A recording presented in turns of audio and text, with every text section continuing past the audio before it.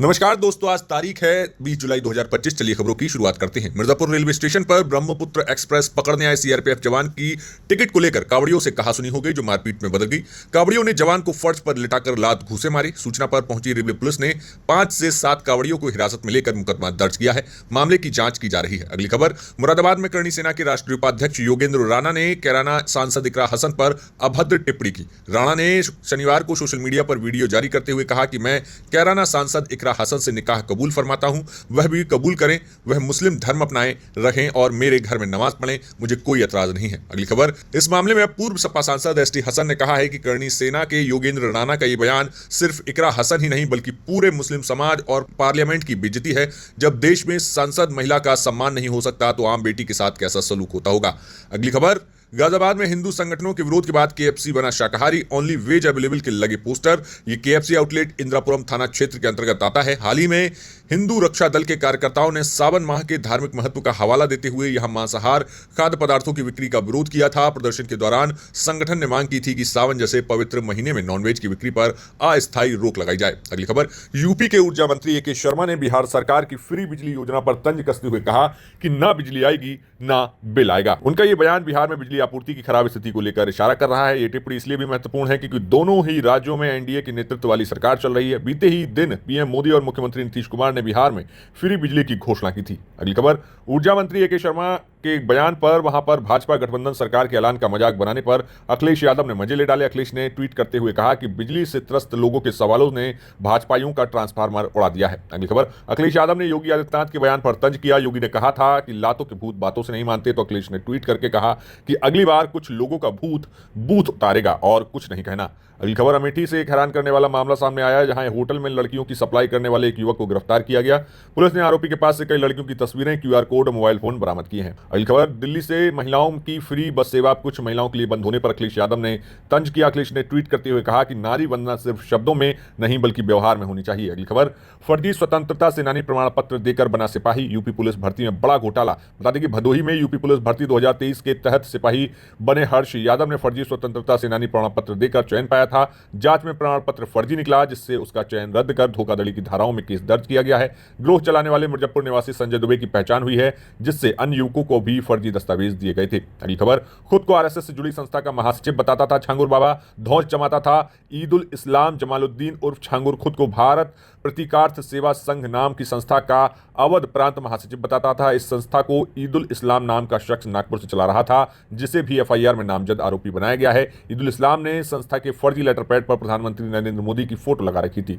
अगली खबर, सीएम योगी का कांवड़ियों पर बड़ा बयान, मीडिया ट्रायल पर किया सवाल। मुख्यमंत्री योगी आदित्यनाथ ने कांवड़ यात्रियों को लेकर एक महत्वपूर्ण बयान दिया। उन्होंने कहा कि कांवड़ियों को उपद्रवी या आतंकवादी कहना आस्था का अपमान है। मुख्यमंत्री ने इस बात पर जोर दिया कि कांवड़ यात्रा में जाति, क्षेत्र, वर्ग, मत या संप्रदाय का कोई भेद नहीं होता। अगली खबर, इटावा में दांदरपुर गांव में आयोजित भागवत कथा में जाति छिपाने और फर्जी दस्तावेज के प्रयोग के आरोपों के चलते कथावाचकों मुकुटी सिंह और संत सिंह यादव के खिलाफ गिरफ्तारी वारंट जारी किए गए हैं। इस घटना ने सामाजिक धार्मिक आस्था सवाल खड़े किए थे और इलाके में तनाव बढ़ गया है। अगली खबर, दिव्यांग पति को पीठ पर बैठाकर कांवड़ यात्रा।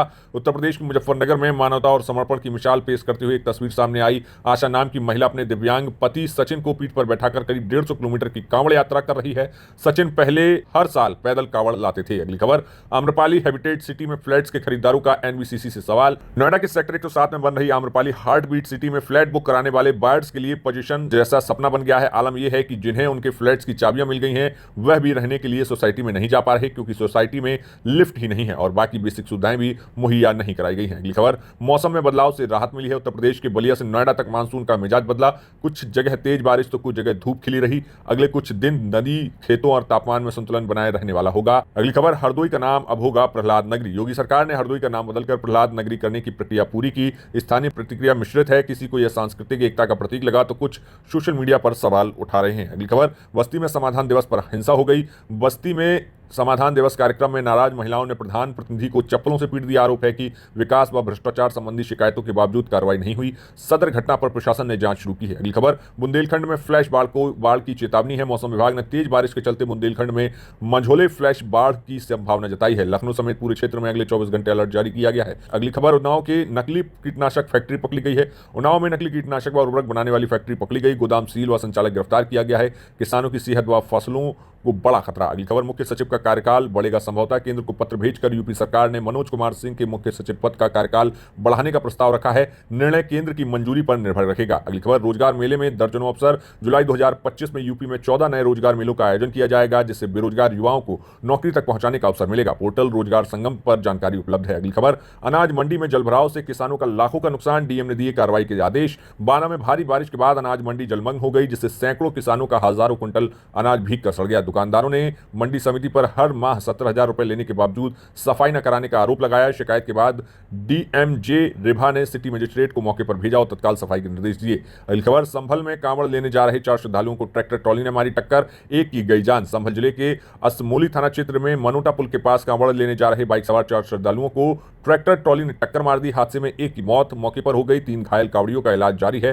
पुलिस और आरआरएफ ने मोर्चा संभाल लिया है। पुलिस का कहना है कि मामले में आगे की कार्रवाई की जा रही है। अगली खबर, उत्तर प्रदेश के बस्ती जिले में मासूम बच्ची की हत्या के आरोपियों पर प्रशासन का बुलडोजर एक्शन हुआ है। पैको लिया थाना क्षेत्र इलाके में जीतीपुर गांव में बीते महीने 15 जून को जमीनी विवाद के दौरान बेटी अपने पिता को बचाने आई थी। उसी दौरान दबंगों ने चाकू से गूंथकर उसकी हत्या कर दी थी। बढ़ते हैं राष्ट्रीय खबरों की तरफ। इंडिया गठबंधन के दलों ने मानसून सत्र में सरकार को घेरने के लिए वर्चुअल बैठक की। 24 दलों ने चुनाव आयोग की बिहार मतदाता सूची समीक्षा, पहलगाम हमला, ऑपरेशन सिंदूर और अन्य मुद्दों पर चर्चा की। बैठक में कांग्रेस, एनसीपी, टीएमसी और अन्य दल के नेता शामिल हुए। अगली खबर, शाहरुख खान की फिल्म किंग की शूटिंग के दौरान मुंबई में घायल हो गए। उन्होंने एक एक्शन सीन में चोट लग गई और इलाज के लिए उन्हें अमेरिका ले जाया गया है। ममता बनर्जी ने उनकी सेहत के लिए चिंता जाहिर की है। अगली खबर, अमेरिकी राष्ट्रपति ट्रंप ने भारत पाकिस्तान संघर्ष संबंधी बयान ने भारतीय राजनीति में हलचल मचा दी है। कांग्रेस ने संसद में इस मुद्दे को उठाने की तैयारी की है। प्रधानमंत्री मोदी से सीधा जवाब मांगा है। कांग्रेस ने 3 प्रमुख सवाल उठाए कि क्या ट्रंप ने युद्ध विराम रोकने का दावा किया, क्या उन्होंने व्यापारिक धमकी दी और गिराए गए विमान किस देश के थे। विपक्ष इस मामले को राष्ट्रीय सुरक्षा से जोड़ रहा है। अगली खबर, पंजाब की खड़ग विधानसभा सीट से आम आदमी पार्टी विधायक अनमोल गगनमान ने विधायक पद से इस्तीफा दे दिया। उन्होंने फेसबुक पोस्ट के माध्यम से इस बात की जानकारी दी।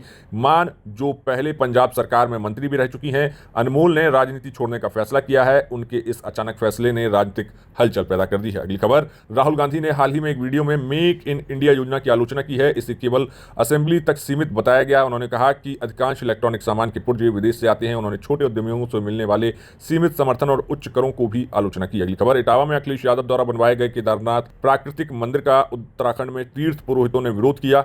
यह केदारनाथ धाम के स्वरूप जैसा होने वाला के कारण इसका विरोध उत्पन्न हुआ है। बता दें कि उसका नाम केदारेश्वर मंदिर रखा गया है, जिसको लेकर उत्तराखंड में केदारनाथ धाम के तीर्थ पुरोहितों ने इटावा में बनाए गए मंदिर का विरोध शुरू कर दिया है, जिस पर अब विपक्ष ने भी सरकार को घेरना शुरू कर दिया, क्योंकि सरकार ने कुछ दिन पहले दिल्ली में बन रहे केदारनाथ मंदिर विवाद पर 4 धाम की तर्ज पर देश में कहीं भी मंदिर बनाने के खिलाफ कानून बनाने की बात कही थी। ये थी फिलहाल उत्तर प्रदेश और देश की तमाम बड़ी खबरें। आपको इन खबरों पर क्या कुछ कहना है हमें कमेंट बॉक्स में बताएं और चैनल सब्सक्राइब करें।